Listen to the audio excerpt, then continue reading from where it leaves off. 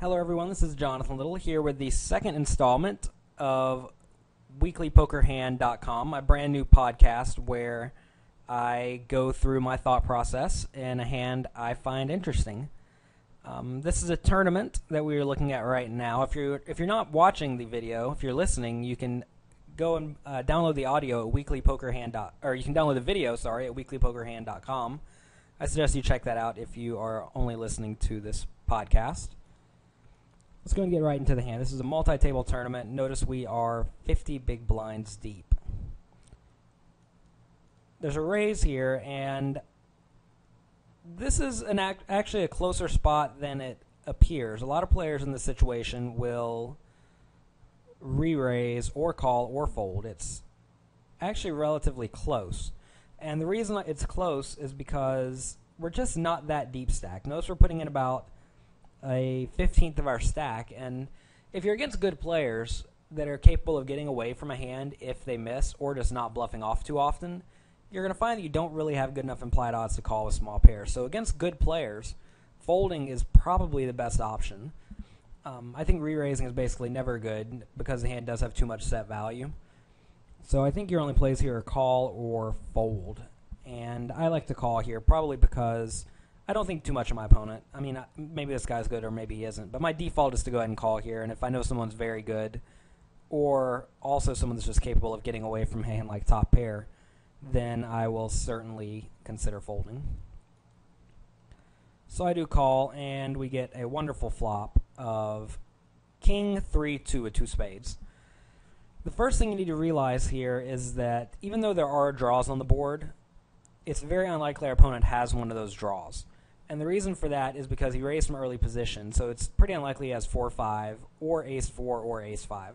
So the only draw we're really worried about, if we are even worried about a draw, is the spade draw, and that's relatively unlikely as well. Plus, if he does hit a spade, we still have outs to get there on the river. So it's not like it's that big of a deal.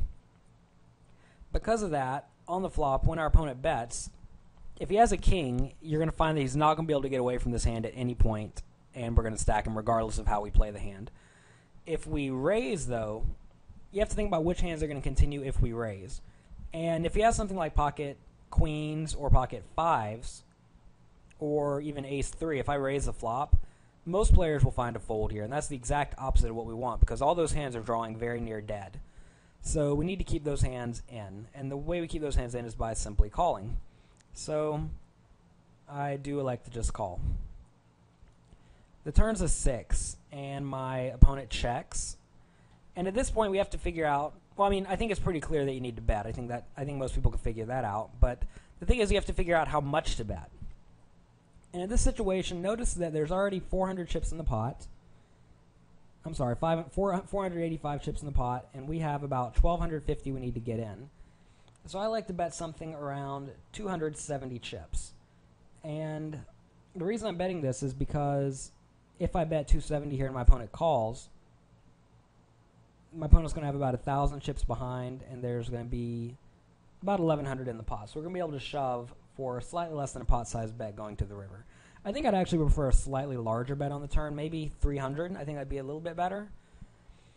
But it probably doesn't matter too much. But I guess what I'm saying here is that you don't need to bet something like 90 to try to rope your opponent in, and you don't need to bet 500 to try to force your opponent out. If you just make a standard bet, you'll be able to get all the money in on the river. But one of the things that I do see amateur players doing here in this spot is betting something like 90 chips, because in their mind they want to get paid, so they think the only way to get paid is to bet small.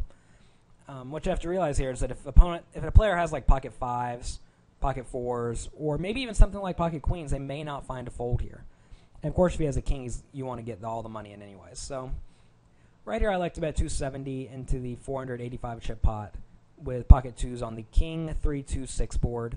I think this is pretty standard, and we really don't need to be scared of any of the draws because it's just really unlikely our opponent has those hands. So I bet 270, and my opponent calls. The river is a 5, and we now lose to pocket fives, pocket sixes, and pocket fours, and also pocket threes, but I think it's pretty unlikely my opponent has that, and we lose to kings.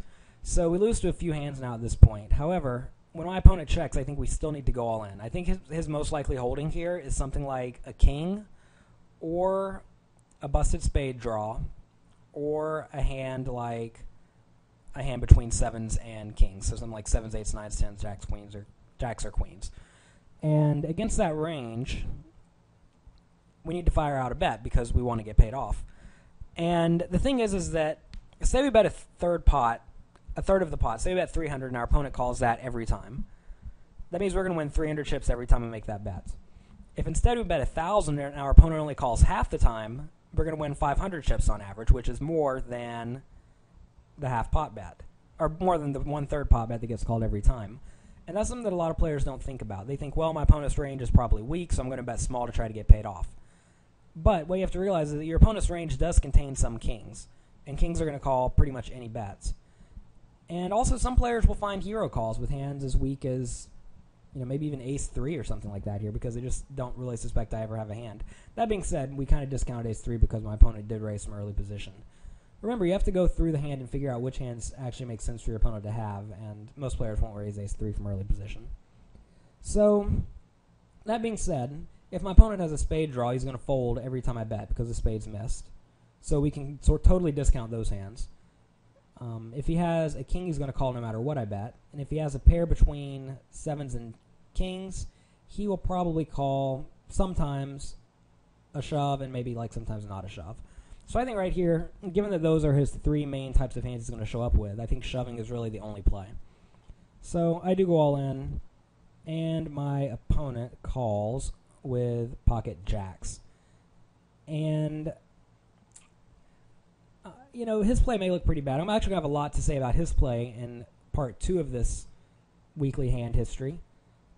You can check that out at weeklypokerhand.com. Look for part 2 of this video where I will discuss my opponent's hand and his play.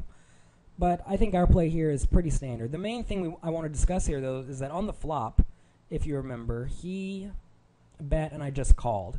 Notice if I raised the flop here, we would have let my opponent off the hook. We would have only won 250 chips instead of winning 1,500.